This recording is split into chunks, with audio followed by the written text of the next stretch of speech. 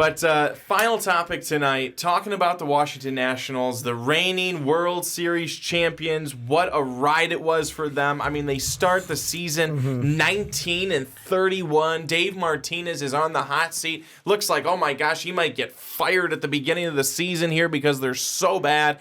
And then they just go on an absolute run. They get inspired, go on an absolute run, and it was all about Ricky, the natitude. So I think that it is safe to have this conversation. It's an interesting one to have.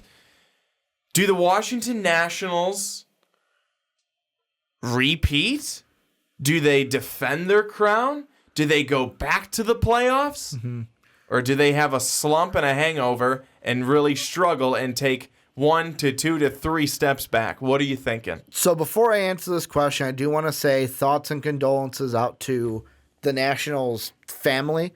As it was broke today that their ace scout, it says he was an ace scout, longtime scout, and he was a national senior advisor, Phil Rizzo, who I believe is the father of Mike Rizzo, passed away today at 90 years old. So for national fans, the national family, thoughts and condolences for that, losing someone in your natitude family.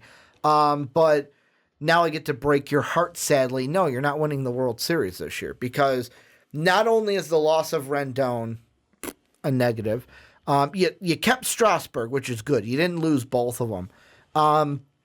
This team is good enough to possibly get back to a wild card. The big question to me, the guy I'm putting the spotlight on this year, is Soto. And the reason why is he had his coming out party in the playoffs. People now know your name. People didn't know your name before last year's playoffs. They now do know your name. If you slump, there's going to be a spotlight on you now. Now that you've got, like I said, Rendon not being there, their starting third baseman right now is Asdrubal Cabrera. Can he fill that hole?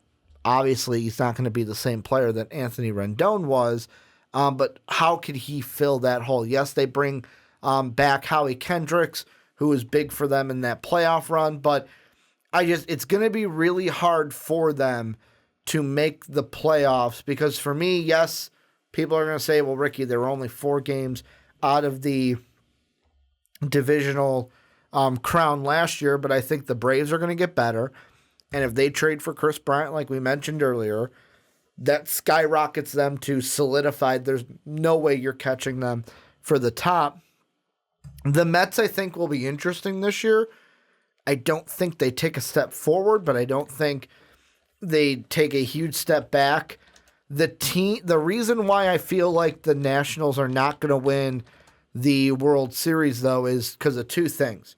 One, there's a small chance they don't make the playoffs this year. And the reason why I say that is the Diamondbacks got better. They were only 4 games out of the wild card a year ago. And then the Phillies. The Phillies had a down year last year. After getting Bryce Harper, I think we expected them to be better than their straight 500, 81-81 record shows. But even the small additions that they made this offseason, especially with Didi now playing shortstop for them, I'm really excited to see what he can do with that team. I feel like the Phillies could be a team to overtake the Nationals for second place. So there's a little asterisk about them winning the wild card. But let's say they do win the wild card, everyone in the playoffs is getting better. The Braves are getting better. You've got the Cardinals. Even though the Cardinals lost to Zuna, they're still a really good team. And I know National fans are going to say, yeah, but Ricky, just look to last year's playoff. We beat the Cardinals, so we can beat them again. Yeah, but you don't have Anthony Rendon this time. And then also the Dodgers. Like the Dodgers, yes, you beat them last year, but the thing that I feel like last year was a perfect kind of, I want to say the same thing that I said for the Blue Jays, where if the Blue Jays could catch lightning in a bottle, they're going to be really successful this year. I think the Nationals in the playoffs really did catch lightning in a bottle where They did, and that's what you need to do, though. you do, where it was taking that Milwaukee wild card game. It's almost like what happened to the Cubs in 2014, the year that we beat the Pirates in the wild card game, then we beat Big Brother, finally beating the Cardinals. The only difference was you guys swept the Cardinals when you got to the NLCS. We got swept by the Mets. That Mets team destroyed us. David Murphy, not the Todd father. Oh, who was it? Why am I blanking on his name? First baseman was hitting all those home runs. Oh, why can I not remember his name? I'm going to look it up because it's going to kill me. For who? For the Mets back in like 2015, 2014. He was crushing all those home runs against the Cubs in the NLCS. Why can I not remember his name? Probably because I hate him. I can think of his face. And how much I hated his face during that season. Who was it? Who am I blanking on? It wasn't Daniel Murphy. It was, I want to say he was a first baseman / DH for that Mets team. And he just crushed home runs. Lucas Duda? Lucas Duda, yes. He freaking destroyed us in that series. But I think that this year, let's put it this way. The Dodgers will be the best team in the NL. If you win the wild card again, I think that was the series. That was the series that propelled the run. And 9 out of 10 times, the Dodgers win that series. And the way you won it, too, where it went to Game 5, that Game 5 went to extra innings, you win it in 10. That was just a special moment. And I think if you replay that series in 2020, the Dodgers come out of that series this time. And I don't think that the Nationals have the firepower to do what they did last year, but it's good that they got their World Series because they cashed in on it. Because I was a guy that when Strasburg, remember the year where Strasburg was on an innings limit and they had the best record. I think they had the best record in the NL, or they won their division. And they were like, nope, Strasburg's not going to pitch in the playoffs. He's reached his innings limit. And they lost in the NLDS. After that series, I think I said it on an MVP podcast, said that they will never win a World Series. That will be the one moment that hangs over their head of, that's the year we could have won it. But they caught lightning in a bottle and won it last year. But I think that if you replay the Dodgers this year, you lose that series without Anthony Rendon especially. I just don't think that there's going to be a chance for the Washington Nationals to do it, because I think that there's the top 3 teams are going to be you mean the division winners, right? Yeah. Okay. That's why I'm saying that there's not even going to be a chance for them to get to the playoffs, because there's not going to be a chance for them to be a wild card team. Oh shit. They're not even going to be a wild card team. Who's your wild card Because the top 3 teams are going to be, again, in no particular order, it's going to be Atlanta, the Mets, and the Phillies. Mm-hmm. I mean, the Phillies right now, I can't stress enough how important and how huge for them the addition of not a player, but Joe Girardi is for them. Mm-hmm. That's going to be huge. Joe Girardi is an outstanding manager. Yeah. And I understand people are going to say, well, yeah, I mean, he was with the Yankees and they have all the talent in the world, and of course they're gonna win. But I think a big part of that is because Joe Girardi is a good manager. Mm-hmm. He keeps the clubhouse close, and they're always competitive. I mean, you look all the way back to 2006. He had 1 year with the Marlins. They were 78 and 84. You were 78 and 84 with the Marlins. I mean, I know it was a different Marlins team, but still, I love Joe Girardi as a manager. I think he's a great guy. I think he's a good leader. I think he's great in the clubhouse, good with the players. The Phillies have talent. They have the talent. That's why everyone looked at him last year and were like, what? You guys are 80, what was it, 84 and 81? Something like that was their record. I mean, it was very underachieving for the Phillies last year. Yeah. Straight 500, 81-81. 81-81. So I think that you look for the Phillies to definitely bounce back, definitely be better than 500, and Joe Girardi's going to help to do that. I totally forgot he got hired by the Phillies this offseason. That's how much I remember the who are the Cubs going to sign? Who are the Phillies going to sign? I just forgot that fucking Joe Girardi went to the Phillies. So when you said that, I was like, he did? Because he's been out of baseball for 3 years. And for the Mets, I think the talent is there. They ended up, Ricky, if you can check me on this one, 86 wins last season for the Mets. Last year, the Mets had, let me hit my back button a couple times, one more time as the charm.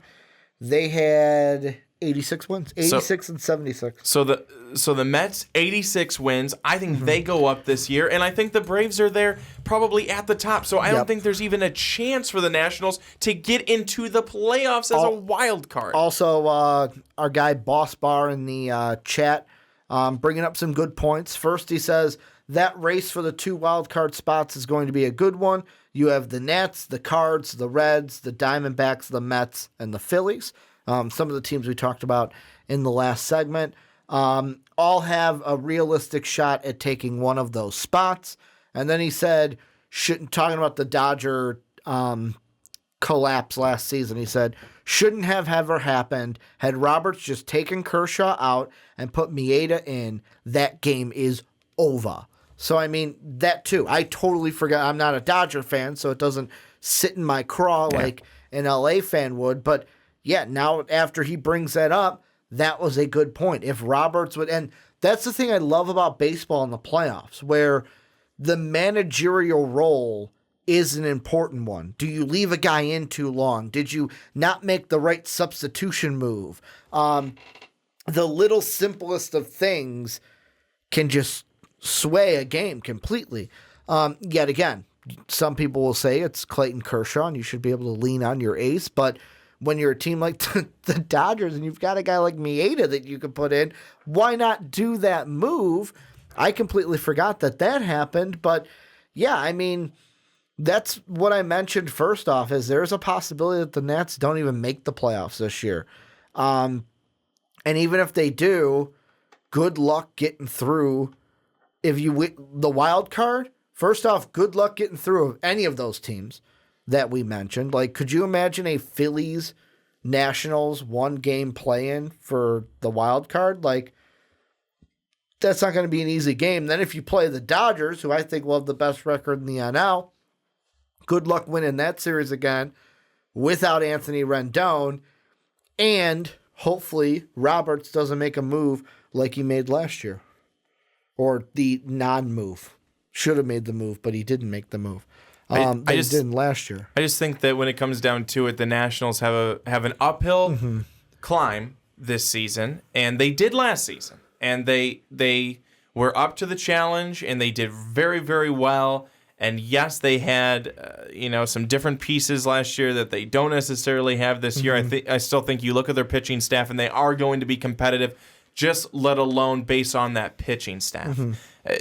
You can't say enough good things about those first 3 guys, Corbin, Scherzer, and Strasburg. And they also got Aaron Sanchez. And Sanchez and Ross even round that out, which isn't even a bad 4-5 to have. So I think you're looking at still a team that will be competitive. I'm sorry, Anibal Sanchez. Yeah, I was going to say Aaron Sanchez. I don't think so. But Anibal. I was just gonna roll with it for you, Ricky.